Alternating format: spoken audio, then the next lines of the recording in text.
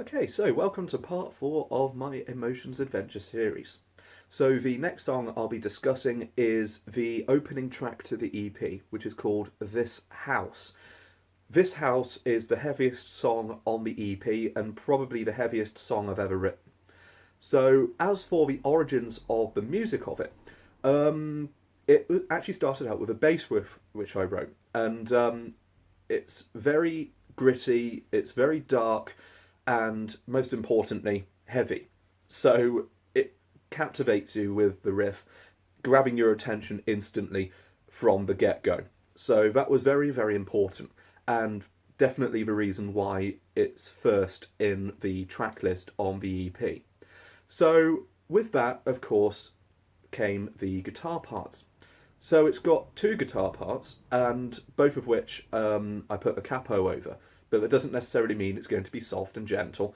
Quite the contrary, it retains the heaviness, but of course playing the chords in that heavy distorted sound. So I've got the open chords, but I also have a power chord section, which will be the lead guitars. So the power chords will give it the extra strength and certainly retaining the darkness which is prevalent throughout the music and of course with the lyrics as well. And of course the bass still driving the song along. With that as well, a solo, which I don't write many of them because quite simply I'm not particularly technically gifted, which is part of the reason why I don't have many solos in my songs. Of course, exceptions like Diamond in the Rough, Black Beauty use solos. But the difference with the solo for this house is it's a little bit more technical. So I do a little bit of open strings and, of course, a little bit faster as well, and but it does really harmonise perfectly with the chords of the guitars. And I actually play it on the bass as well. I play pretty much the same solo on the bass alongside it. So there's a good bit of harmony there, and it's a very, very interesting idea. And that's part of the reason why I did it that way. Because again, I'm not trying to do a cut and paste of Red Sky Perspectives. We're trying to find new, interesting ways to make songwriting a little bit more interesting. So, and of course music writing as well. And that's part of the reason why I decided to do that, was to have something a little bit different going on. So the darkness in the music, as suggested earlier, but lyrically, that's where the darkness really comes through. It's quite a difficult song for me because it was written about my rather protracted relationship with my stepmother, who those closest to me will know it wasn't the easiest of relationships, to say the least. It was a little bit tumultuous. So with that, unfortunately, it caused me to act out in ways that I'm not particularly proud of. But a lot of it was because of the way that my stepmother treated me when she was with my dad. But I'm over all that now, and it was a good way for me to kind of to vent it, because it did sort of unfortunately sour my sentiment with my childhood home when she and her boys moved in, and unfortunately for both me and for my sister as well, it was a very difficult relationship, and we clashed an awful lot. And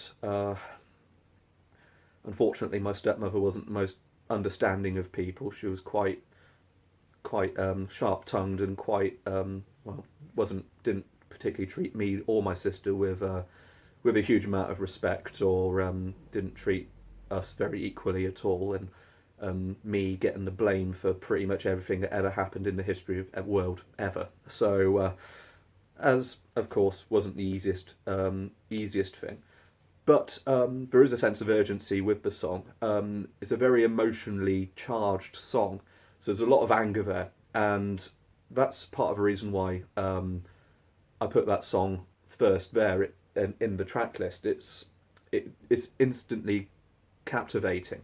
So with the bass riff, and of course with this anger involved in the lyrics as well, represented as well in in the music as well. So definitely the darkest song I've ever written, in every sense of the word. And it's not, if I may say so myself, it's a brilliant song, for me. And unlike anything I've ever written, really, in that sense, where it is this really hateful song.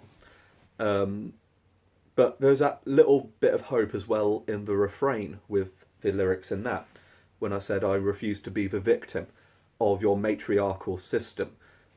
So with that, it is a message of defiance, and I'm not sorry for being who I am, which for her was a bit of an issue, that I wasn't like her boys. In fact, we're complete chalk and cheese. We saw things very, very differently.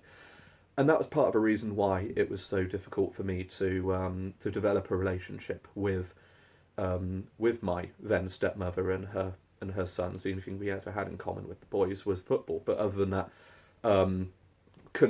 we couldn't be any more different. And I think that was why it was so hard to and yeah, it is a very hard thing to talk about sometimes. And but the most hard thing to accept was that it was my childhood home that all this took place in, and everything that I wrote in the song it's very accurate. There's no kind of poetic license or anything. It is all as it was when I was growing up there with them in the picture.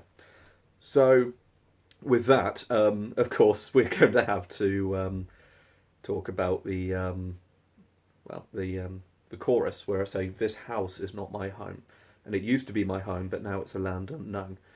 And for me, it definitely does picture and represent my thought process at that time, where I absolutely lamented the fact that I had to be there at some times and have to be in the same room as my stepmom and the boys who unfortunately didn't particularly treat me very equally. None of them did. And then, of course, unfortunately, that had a psychological impact on my dad, trying to keep everyone happy. And so it did affect me for a long time, and I refused to do anything with them. So there's an awful lot of there's a lot of resentment there, but I'm a better person for it. And of course, I've come through and done everything that I have done in recent years. So couldn't really have worked out any better, really, in that respect. So I suppose that comes to the end of the episode. So got a lot of hate out there. It's absolutely brilliant. So stay tuned for episode number 5, where we talk about another song on the EP. And take care of yourselves, and we'll see you soon. Bye bye.